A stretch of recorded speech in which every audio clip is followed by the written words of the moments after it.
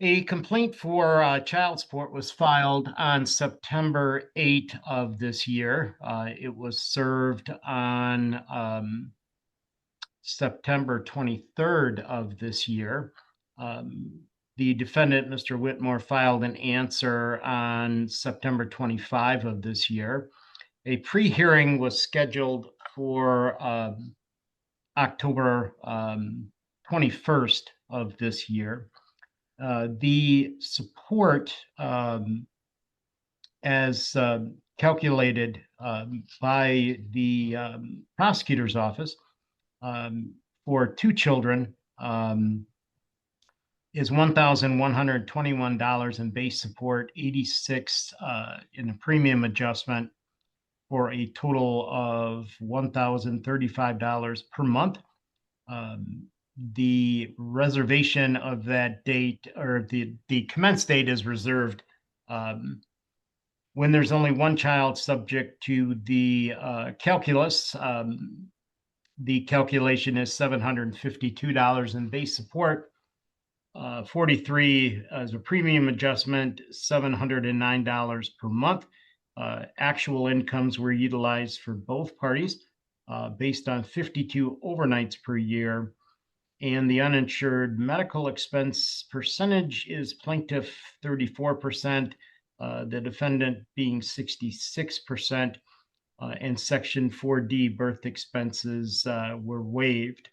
However, applying the Michigan child support formula in this matter would be unjust and inappropriate, as the parties are not requesting involvement at this time relative to child support. So pursuant to Michigan Child Support Formula Manual 1.04 E as in Edward 18, the commence date will be reserved until such time as a request is received by the parties. Before I hear from them, Ms. Rummel, anything you want to add? The reserved effective date was a clerical error on my part. The effective date should be 10/1 of 2025. Again, that was just a clerical error. The plaintiff is requesting support. I had a pre-hearing and discussed these figures with the parties, as you stated. The plaintiff accepted the number, defendant did not. And I will let him place his objections on the record. Thank you. Thank you. I'll turn to Ms. Harmsen first. Anything you want to add before I hear from Mr. Whitmore? No. Thank you. Mr. Whitmore, I'll give you the floor. What's your thoughts as far as the child support is concerned? I have no issue providing support to my children financially. However, the amount of $1,035 would cause undue hardship on myself due to the amount of debt that I have and the amount of income that I have. Also, I would like to have my physical parenting time returned back to my 3 days a week that I had previously. It was dropped to 1 day after a financial dispute. I was scrambling together to give her $700 a month. And I was only able to give her $600 a month 1 month after I had to borrow from her credit card and borrow from these different components to get her the money. And she decided that I not only owed her that money, but I owed her a $50 late fee on top of that. After that, she decided to change the schedule to 1 day per week. I didn't want to fight with her. I wanted to have my day in court to discuss that. But the 52 nights over week has hurt me emotionally, my children emotionally.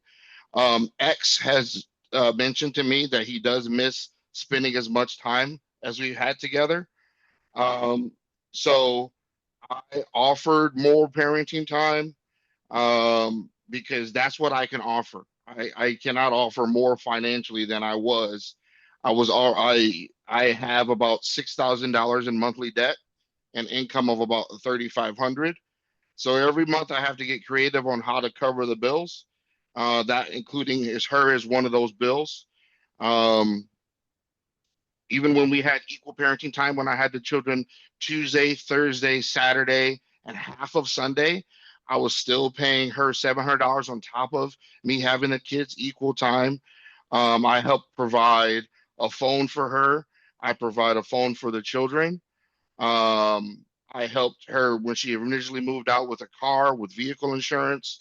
I helped her sign her lease on her home when she first moved in.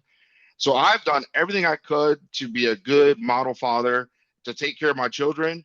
I have been villainized in this whole process, but I am doing everything I can to be a father. I didn't have a father growing up, so I wanted to make sure I'm in my children's life and present. So I do everything I can with my children over the summer. We take them to YMCA, so I pay a $46 a month YMCA membership. I take them to Chuck E. Cheese, which is a $12 a month membership. I pay their phone bill, which is $80 a month. And then the insurance, it's $200 for just me, but adding the 2 additional children is additional $200 as well. So I'm not sure where the calculation is. And then on top of that, she's limited now that she's limited from Tuesday, Thursday to only Saturday. Only having the children on Saturdays, hindered me from making any additional income as well. Operating a business or anything, a side hustle, because Saturday is a primary day for that. So I've been hurt Okay, by this whole I got process. that. Yeah. Well, first of all, I don't know who's villainized you because I certainly haven't, and I'm Yeah, I pretty know. sure Miss Rummelt hasn't as well. Let me first of all tell you, insofar as the parenting time is concerned, you have a couple of different options. Right now, you have nothing on paper, and verbal agreements, as I always say, are not worth the paper they're printed on.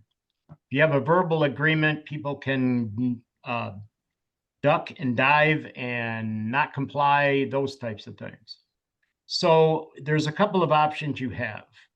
One, you can ask the friend of the court to conduct what's called facilitative parenting time. That's where they'll sit down with you and sit down with the other side and try and hammer out a schedule and put it on paper what the parties have thus far been elusive in getting out as far as some written schedule. Your position as far as the child support's a little bit more problematic. The child support guidelines in Michigan are what's called both presumptive and mandatory, meaning that they have to be followed and that the guidelines are presumed to be correct. There's always issues when it comes to this. Bills are an extremely important calculation in everybody's mind, everybody, to and including mine. Problem is the guidelines are more prejudicial when it comes to bills. There's only certain bills you can get credit for and deduct. So what you can do is if this amount is, if you wish me to take a look at child support and take a look at parenting time, what you would have to do is file a motion for both of those with me. I'm here every other Friday, most of the time, and I would be happy to entertain whatever thoughts you have as far as child support. In fact, I may even send it back to the friend of the court for another recommendation to me. But the fact is, I'm looking at this, the actual incomes were used for both parties. And the income is strictly based, the guidelines are strictly based on the income and certain things you can deduct. Most bills are not it. So what I would tell you to do is, after today, is you can file a motion with me for specific parenting time and a review of your child support. Those are held every other Friday at this time. And I would be happy to listen to whatever you have. You can submit to me whatever you have as well, give you more time to somewhat prepare for it. And we'll cover those in that fashion. That's what I can tell you. Okay. Okay, and what are the name of the motion? Is it motion for child support and motion for parenting time? Correct. Okay, thank you. And if you're choosing to represent yourself, the Legal Assistance Center on the 5th floor has all these forms that you can stop down and utilize. They're not attorneys there, but they do an excellent job of pointing people in the right direction. And I'm a big fan of the Legal Assistance Center. So if you're going to represent yourself, that's probably the first place that I would go. They're on the 5th floor of the courthouse. Okay. Your Honor. I really don't need that, Ms. Harmsen. I'm going to enter this subject to those things. I know you probably have a lot of response to what he has said, and it's not that it's not important. It's just that I'm telling him to, in essence, save it for a motion, and I'm going to tell you the same thing too. When he files a motion, he's got to let you know in time, 9 days if by mail, 7 days if 9 days by mail, 7 days if hand delivered. And we'll cover all of that at that time. I promise I'll listen to every word you say. Okay. Understand. My questions are more in regard to child support right now. The court should probably know that has no overnight visits as of now. And I'm wondering about back pay. And Yeah. I'm also wondering who is responsible for the deductible on my children's insurance. Our son has surgery Monday. And I'm going to believe that- stop you there, Ms. Harmsen. These are questions that I cannot answer for you. Okay.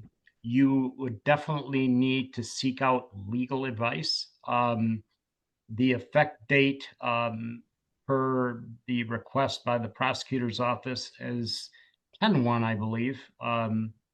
So it's back that far, and that's in accordance with the law. But if you think I should take a look further back, you can put that in your answer to Mr. Whitmore's motion. Okay. I was told that I could file up to like 3 months of back pay, just because Mr. Whitmore only paid in August $350.